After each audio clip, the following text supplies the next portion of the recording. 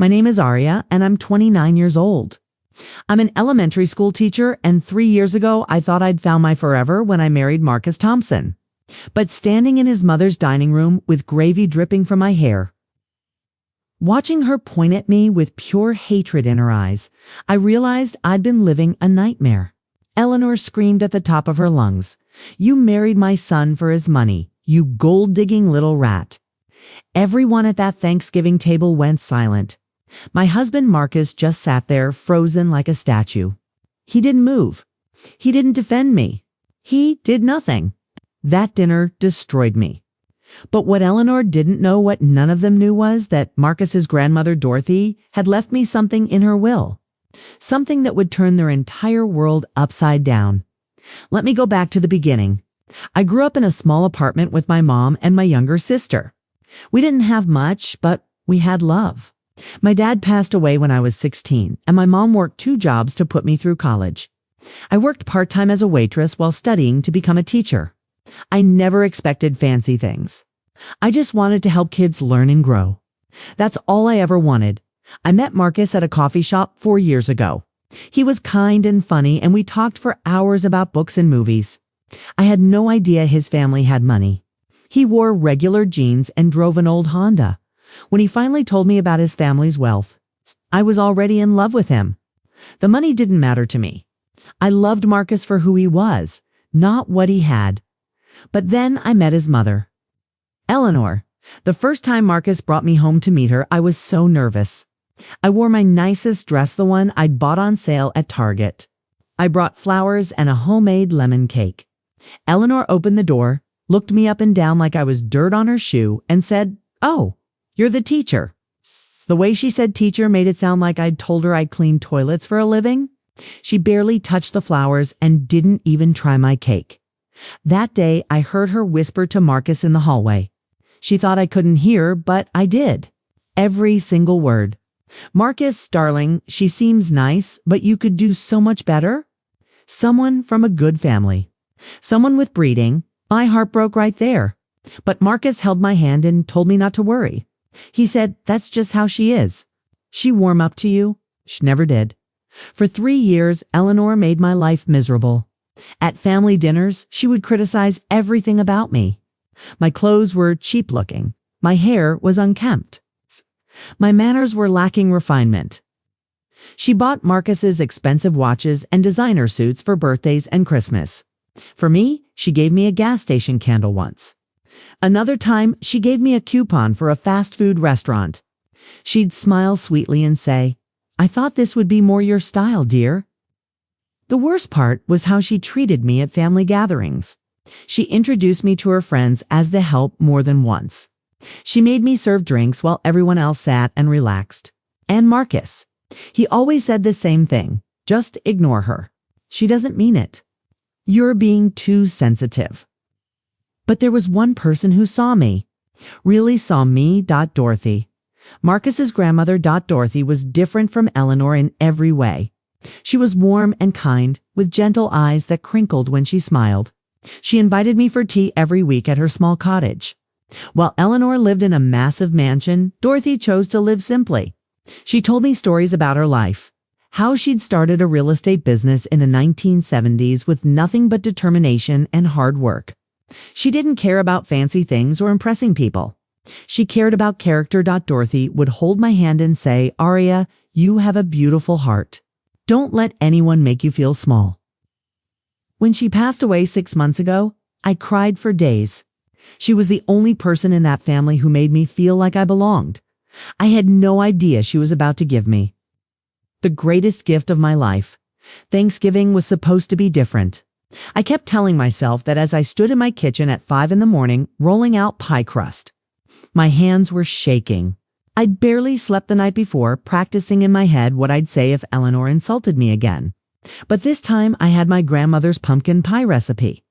The same recipe that had won blue ribbons at county fairs. The same recipe my dad loved. I thought maybe, just maybe, if I brought something truly special, Eleanor would see me differently. I was such a fool. Marcus was already annoyed with me that morning. "Why are you making such a big deal about a pie? he said, scrolling through his phone. My mom's chef is making everything anyway. I wanted to scream at him that this wasn't about the pie. This was about being seen, about being valued. But I just smiled and said nothing. I'd gotten very good at saying nothing. When we arrived at Eleanor's mansion, my stomach was in knots. The house was decorated like something from a magazine orange and gold everywhere. Expensive fall flower arrangements on every surface. Eleanor's sister Patricia was already there with her daughter Madison. They were both wearing designer dresses that probably cost more than I made in 3 months. I was wearing a simple navy dress from last year. I felt so small walking in. Eleanor greeted Marcus with a huge hug and kisses on both cheeks. Then she looked at me. Just looked. Her eyes traveled from my shoes to my hair, and I watched her lips curl into a tiny smirk. Arya, you came. Like she was surprised I'd shown up to my own family's Thanksgiving. I held out the pie. My hands were trembling. I made this for everyone. It's my grandmother's recipe. It was my dad's favorite. Eleanor took it from me like it was contaminated. Oh, you actually brought something. How quaint. She handed it to her housekeeper without even looking at it again. Put this somewhere in the kitchen, Maria. I felt tears burning behind my eyes, but I blinked them away. Not here, not now. Dinner was torture. The dining table was massive, covered with a silk tablecloth and crystal glasses that probably cost more than my car. Marcus's brother Ryan was there with his wife Jessica. Everyone was laughing and drinking wine.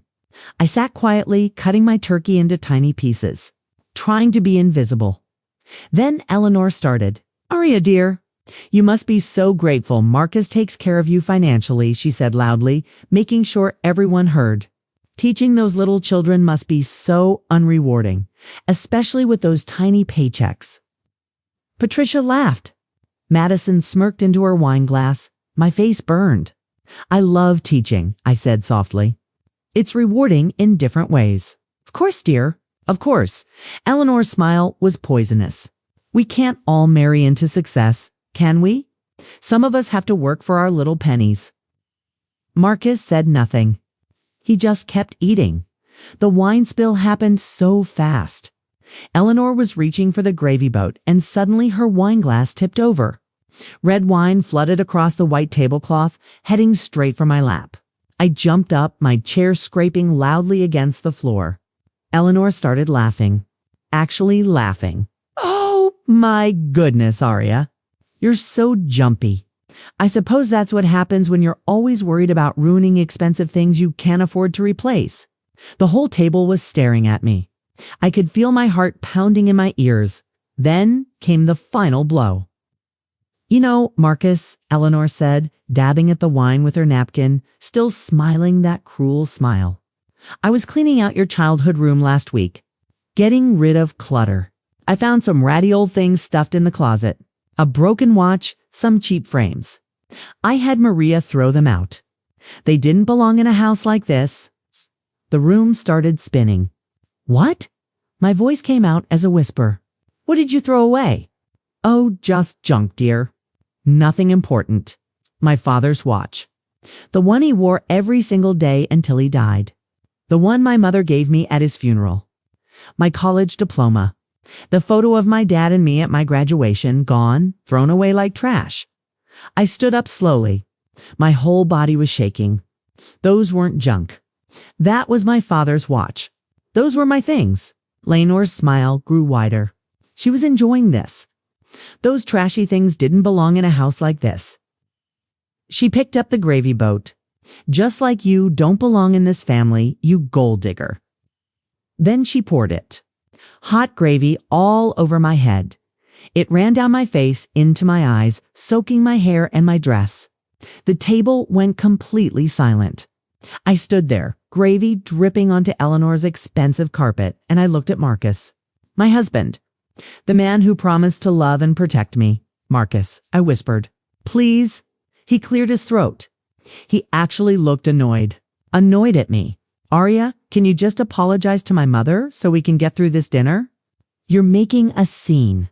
Something inside me shattered. just completely broke apart. I walked out without saying a word. Gravy in my hair, tears streaming down my face. I walked out of that mansion, got in my car, and drove away. And I knew right then that nothing would ever be the same again. I don't remember driving to Zoe's apartment. I just remember sitting in her driveway, staring at my hands on the steering wheel. They were covered in gravy. My whole body was shaking so hard I couldn't make it stop. When I finally looked up, Zoe was running toward my car.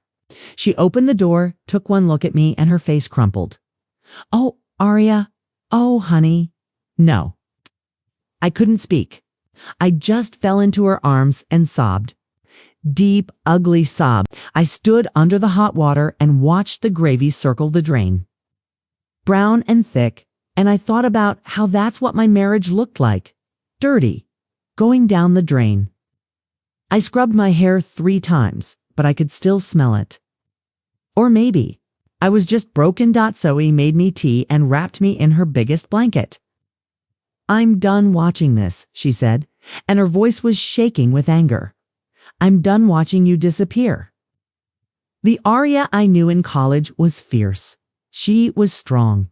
She stood up for herself. "Where did she go?" "I don't know," I whispered. And it was true. I didn't know when I'd become this small, scared person who let people pour gravy on her head. Maybe Eleanor's right. Maybe I am worthless. "Stop." Zoe grabbed my hands. "Stop right now.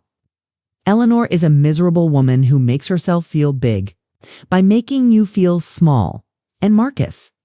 Her eyes filled with tears. "Marcus is supposed to love you, supposed to protect you. What he did tonight, Aria. That's not love." I cried myself to sleep on her couch that night. But when I woke up the next morning, everything changed. My phone rang at 9 a.m. Unknown number. I almost didn't answer. "Mrs. Thompson. This is Gerald Harrison. I was your grandmother-in-law Dorothy's attorney." My heart squeezed. Dorothy, even hearing her name hurt. "I'm calling because there's a will reading scheduled for next Tuesday at 2 p.m. You're specifically named as a beneficiary." I sat up. So fast, the room spun. "I'm sorry. What?" But ... Eleanor said the estate was already settled months ago. She said Dorothy left everything to her. There was a long pause. Then Mr. Harrison said quietly, "Mrs. Thompson, I think you should attend the reading. Dorothy was very specific about wanting you there." My hands started shaking again. "Mr. Harrison, what did she leave me?" "I can't discuss details over the phone, but I can tell you this: Dorothy changed her will 2 months before she passed. And she made me promise not to tell anyone, especially Eleanor, until the official reading." His voice got softer. "She talked about you a lot in those last months?" "She said you were the only one who visited her just to visit. Not to ask for money. Not to check on her health because you wanted something. Just because you cared." I started crying again. But this time, they were different tears. After I hung up, I told Zoe everything. Her eyes got huge. "Aria, what if Dorothy left you something important? What if she saw everything that was happening?" "Dorothy saw everything," I whispered. "Always did." That afternoon, I went back to the house I shared with Marcus. He was there watching football like nothing had happened. When he saw me, he stood up. "Aria, thank God. Look, about last night, you told me to apologize." I said. My voice sounded strange, flat. "Your mother threw away my father's watch and poured gravy on my head, and you told me to apologize. She was drunk. You know how she gets." He tried to hug me. I stepped back. He looked hurt. "Come on, don't be like this. You're being dramatic." Oh, and there it was. That word, dramatic. How many times had he called me dramatic? How many times had he made me feel crazy for having feelings? "I need space," I said. "Space. Aria, you're my wife. You don't get to just leave because you're upset." I looked at this man I'd loved for 4 years. This man I'd changed myself for, made myself smaller for. And I realized I didn't recognize him anymore. Or maybe I was finally seeing him clearly. I'm staying at Zoe's for a while. Okay. I packed a bag while he followed me around, telling me I was overreacting, that I was being emotional, that I needed to think about what I was doing. But I wasn't thinking anymore. For the first time in 3 years, I was feeling, and what I felt was done. I couldn't sleep the night before meeting Mr. Harrison. I kept thinking about Dorothy's wrinkled hands holding mine across her kitchen table. The way she'd look at me over her reading glasses and say, "Tell me the truth. Dear, how are you really doing?" And I'd lie. I'd smile and say everything was fine. But Dorothy always knew. She'd squeeze my hand a little tighter and say, "You don't have to pretend with me." Why didn't I tell her the truth? Why didn't I tell her how Eleanor treated me? Maybe she wouldn't have had to watch me suffer in silence. Maybe I could have heard her voice one more time, telling me I was worth something. Mr. Harrison's office smelled like old books and coffee. He was in his 70s, with kind eyes that reminded me of my dad. When I sat down across from his desk, my hands were shaking. He noticed. "Mrs. Thompson, I'm going to be honest with you," he said, folding his hands on the desk. "I've been practicing law for 43 years. I've seen a lot of families torn apart by money. But Dorothy Johnson was one of the finest people I ever had the privilege of representing."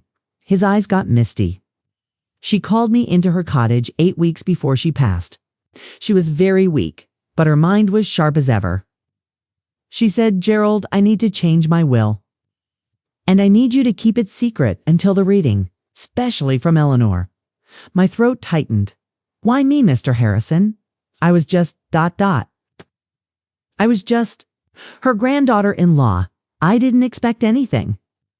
"That's exactly why," he said softly. "Dorothy told me she'd been watching you for 3 years. She saw how Eleanor treated you. She saw how you still showed up every week for tea, even when no one else visited her. She said you reminded her of herself when she was young. Working hard, staying kind even when the world wasn't kind back." Tears started rolling down my cheeks. I couldn't stop them. "I can't tell you what's in the will yet," Mr. Harrison continued. "But I can tell you this: Dorothy wanted you to have choices. She said you'd been trapped long enough." I left his office and sat in my car for 20 minutes just crying. Then I started remembering. Really remembering. Dorothy's cottage. The small kitchen that always smelled like cinnamon and vanilla. She'd make us chamomile tea in chipped mugs, not fancy china. We'd sit at her worn wooden table and she'd tell me stories. "I started my business with $300 and a dream," she told me once. This was 1972. Women couldn't even open bank accounts without their husbands back then. But I found a way. I bought my first property, a tiny duplex that everyone said was worthless. I fixed it up myself, painted every wall, fixed every leak.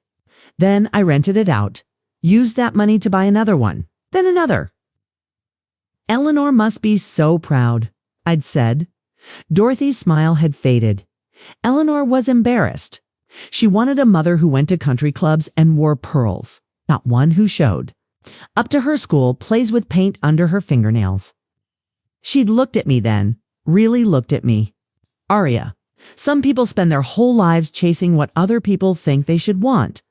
Money, status, the right last name, but real wealth. Real wealth is knowing who you are when no one's watching. It's keeping your kindness when the world tries to make you cruel." I'd held those words in my heart, but I never understood them. Not until now. That evening, Ryan called me, Marcus's brother. We'd never been close, but his voice sounded strained. "Aria, I need to tell you something," he said. "After you left Thanksgiving, Eleanor was furious. Not about what she did to you, about the lawyer calling you. She screamed at Marcus for an hour, saying you must have manipulated Grandma Dorothy, that you probably faked being nice to steal her money." My stomach dropped, Ryan. I know. He interrupted. "I know you didn't. Aria, I'm ashamed of myself. I've watched my mother torture you for 3 years, and I never said anything. I told myself it wasn't my business. But watching you walk out with gravy in your hair and my brother did nothing, double quotes, his voice cracked. That's not who I want to be. Thank you, I whispered. It was all I could say. There's something else, Ryan said. Dorothy told me something. Before she died, Shay said, Ryan, watch over Aria when I'm gone. She's going to need family who actually sees her. I didn't understand what she meant then, but I do now. After we hung up, I sat on Zoe's couch and cried again. But these tears felt different, lighter somehow. Like something heavy was finally starting to lift. The morning of the will reading, I threw up twice. Zoe had to help me pick out what to wear because my hands wouldn't stop shaking. I chose a simple black dress, the one I'd worn to Dorothy's funeral. It felt right somehow, like she was still with me. Walking into Mr. Harrison's office felt like walking toward the edge of a cliff. The waiting room was full. Eleanor sat in the corner like a queen on a throne, wearing a cream Chanel suit and pearls that probably cost more than my entire yearly salary. She didn't even look at me when I walked in, just examined her perfect manicured nails like I was invisible.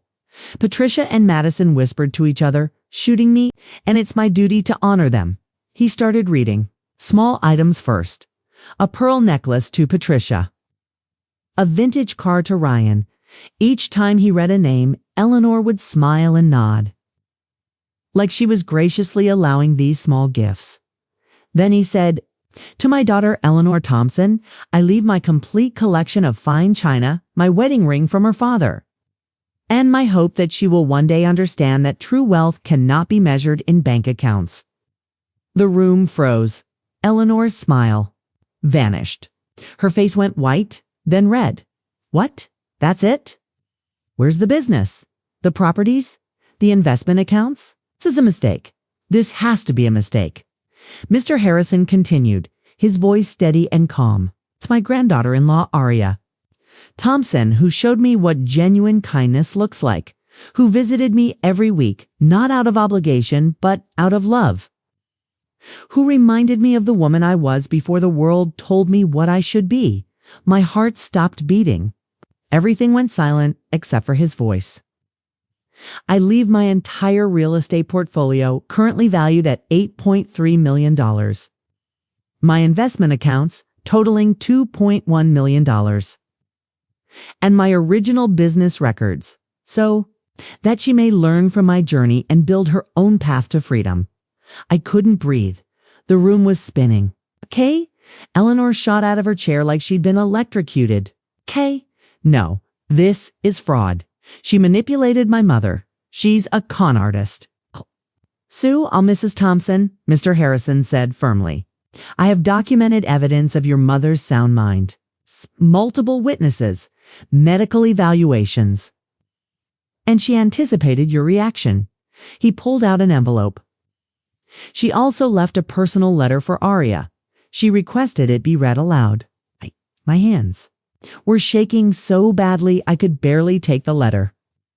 The paper felt fragile, like butterfly wings. I recognized Dorothy's handwriting immediately, the same handwriting from the birthday cards she'd send me. The only person in Marcus's family who remembered. Read it, Mr. Harrison said gently. She wanted everyone to hear. I opened it. Tears were already streaming down my face. My dearest Aria, I began, my voice breaking. If you're hearing this, I'm gone. But I need you to know something. In the 3 years I watched you love my grandson, I also watched my daughter destroy you, piece by piece. I watched her cruelty. I watched you shrink. I watched you lose the light in your eyes. Eleanor made a strangled sound. I kept reading. I also watched you keep showing up, keep being kind, keep being you, even when it cost you everything. You came to my cottage every Tuesday and we'd have tea, and you'd tell me about your students.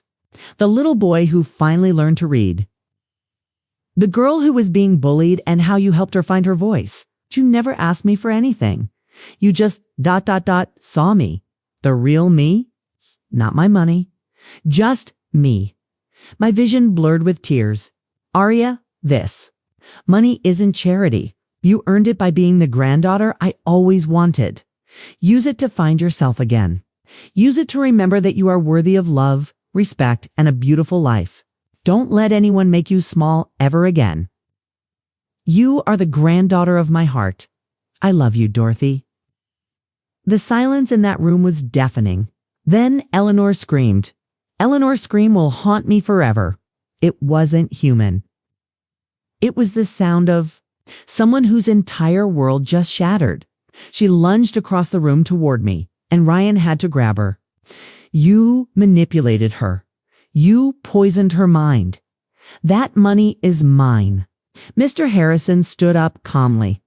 Mrs. Thompson, I have video recordings of Dorothy making this will. Medical evaluations proving her sound mind. 3 witnesses. You can test this? You'll lose, and it will cost you more than you can afford. Eleanor's face twisted into something ugly. Something I'd never seen before. Pure hatred. She pointed at me with a shaking finger. You'll regret this. I'll make sure everyone knows. What you are? A thief? A liar? Mother? Stop. It was Ryan.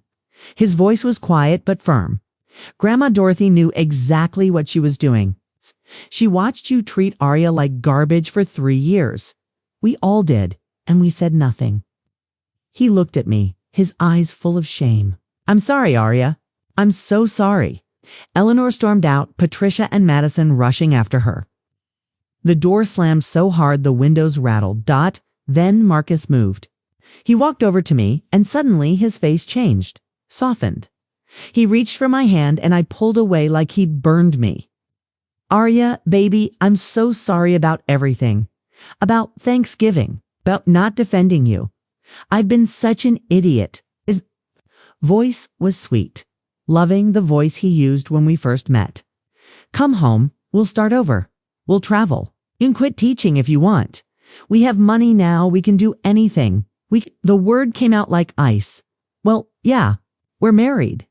What's yours is ours, right? He smiled. That charming smile that used to make my heart flutter. Now it made me sick.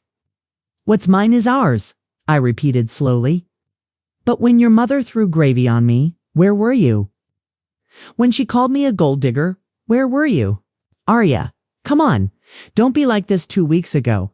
You told me I was being dramatic for being upset. You told me to apologize to your mother. You watched her destroy me, and you did nothing.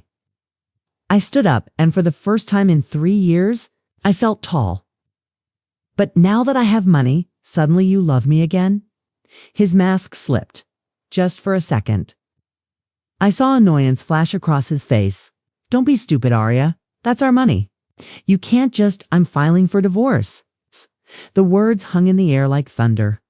Marcus's face went red. You can't do that. I'll fight you for half of everything. Community property, remember? Mr. Harrison cleared his throat. Actually, inheritance. Is separate property in this state? It belongs solely to Mrs. Thompson. I walked out while Marcus was still sputtering. Ryan followed me into the hallway. Arya, if you need anything. A lawyer, a witness for the divorce, anything, please call. Me? I hugged him. This man who'd finally found his voice. Thank you, Ryan. That means everything. The next 6 months were a blur. Akosa fought the divorce until his lawyer told him he had no case. Eleanor tried to turn the whole family against me, but Ryan and Jessica stood by me. She even called my school, trying to get me fired, claiming I'd stolen from an elderly woman. But Mr. Harrison shut that down fast with legal threats. I kept teaching. That surprised everyone. They thought I'd quit, travel the world, buy expensive things. But those kids needed me. And honestly, I needed them. Their laughter. Their questions. Their honest, pure hearts that didn't care about money. But I did use Dorothy's gift. I started a foundation, the Dorothy Johnson Scholarship Fund, for students who wanted to become teachers but couldn't afford college. Kids like me, kids who had the heart but not the money. I bought a small house with a garden. Nothing like Eleanor's mansion. Just a cozy place that felt like home. My mom moved in with me. She cried when she saw it. Your father would be so proud. She whispered. 6 months after the will reading. I was at a coffee shop grading papers when I saw her. Eleanor, she was with Patricia. Both of them dressed expensively as always. They saw me. Patricia whispered something to Eleanor. And they started to turn away.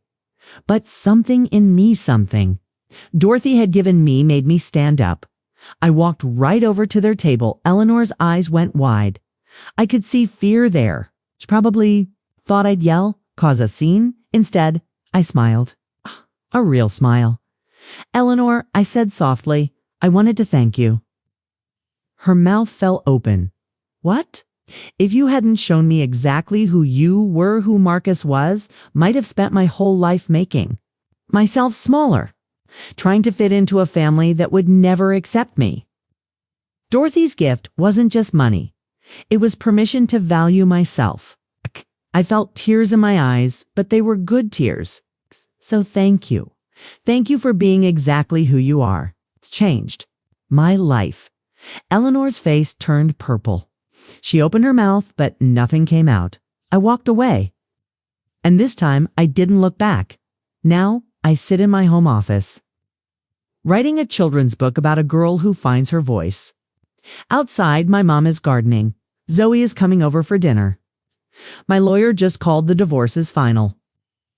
And tomorrow, I'm giving scholarships to 5 students who want to teach. Dorothy was right. Real wealth isn't in bank accounts. It's in knowing your worth when everyone tells you you're worthless. It's in keeping your kindness when cruelty surrounds you. It's in finding yourself again after you've been lost. If you're in a relationship where you're constantly belittled, made to, feel small, told you're too sensitive or too dramatic, please hear me. You deserve better. Your worth isn't determined by how others treat you.